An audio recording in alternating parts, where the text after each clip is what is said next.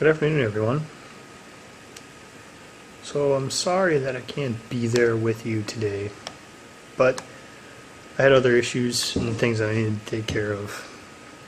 But hopefully I'll be able to get my point across through this video, and we'll see kind of how it goes. Hopefully my group can answer all the questions that you have. So my topic today is a little difficult. It's a little tricky. Not everybody has questions about it, but not everybody has answers for it. It's something that not all Christians want to cover. And this is the limits of sex and marriage.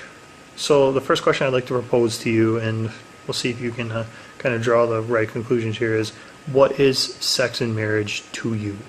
What does sex and marriage mean to you? After talking to two different couples that have been married for 23 and 50 years, I found out that the way they described sex and marriage, it was very fulfilling and it was very nourishing. It was something that was a needed aspect of their relationship. And I guess that's kind of where I want to take my base on how to deal with the questions of where do we draw the line with sex as Christians. The first point I'd like to make is that Christians should engage in chaste marital acts. And you may think of this as kind of weird because chastity actually has to deal with the idea that you don't have sex at all. It's the idea of, monks kind of follow this chastity idea. But I'm talking more about being chaste in marital actions, having ways to draw that line and staying with that line with your spouse. And that is kind of drawn up through the idea of marital communion. You want everything that you and your wife do to be a form of communion, a way in which you can relate with your spouse and grow the relationship. It's a way that'll make your relationship stronger. So the first limit I want to talk about, and it's something that you may not typically find yourself asking this question, but the number one limit I found that Christians struggle with in marriage is adultery.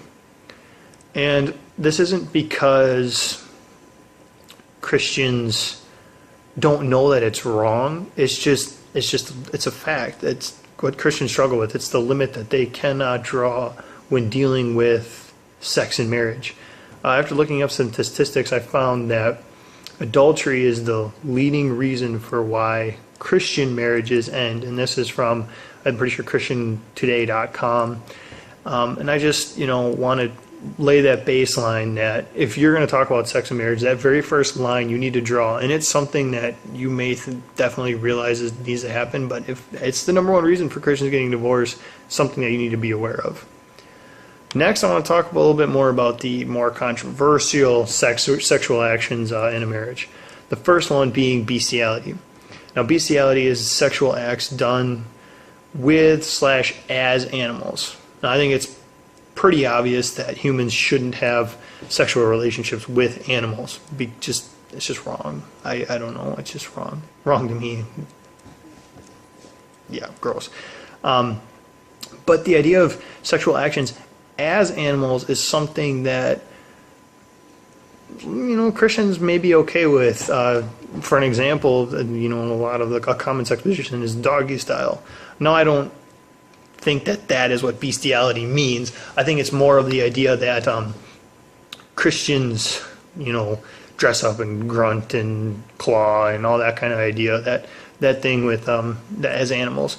Now, the reason why I think bestiality is wrong is because bestiality violates the human dignity given to us by Jesus Christ. It diminishes the idea that we as Christians, as Christian human beings, were given something different than animals, and we are lowering ourselves to animals, which God gave us the power over in the beginning. The second point I'd like to talk about is sadomasochism, or S&M. This is where you use pain to increase your sexual experience. Now, this again is a tricky one for Christians because what do you mean by the limit of pain? And I think you do need to draw the line, and you need to have a very good understanding with your spouse before you begin these actions, and that'll be a good baseline. But you need to be careful with S&M, because S&M can lead to the reduction of the body to an object. What I mean by this is you basically are limiting, you're again reducing your human dignity and making your body an object just for sexual experience, something that you can use, you can whip, you can chain, you can choke. It's an object. It's not the true reason God made us human beings and why He made us different. And the last point I'd like to talk about before I hand it over to Caitlin is sexual seduction. Now this point is kind of interesting. It's not something we talked much about in our discussions, at least discussions I was at, because I know I missed one.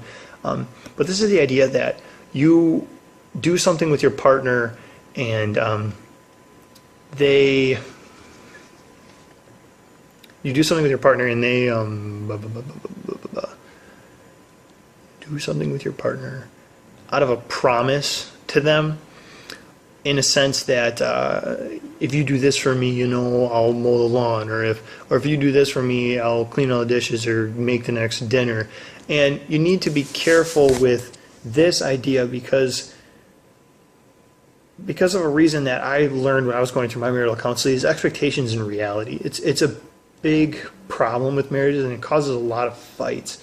And when you start changing your sexual experience to promises made for things done outside of your sexual experience, it just doesn't lead to good. So you need to definitely be careful not to ask your spouse to have some type of sexual action with you for the promise of something else. So that is what I have on that. If you have any questions, feel free to ask my group. I hope that they can answer them. I'm sorry that I can't be there. I did a lot of research on this stuff, and it's a very difficult topic to find on the internet, and not a lot of Christians like to write about this. So thank you.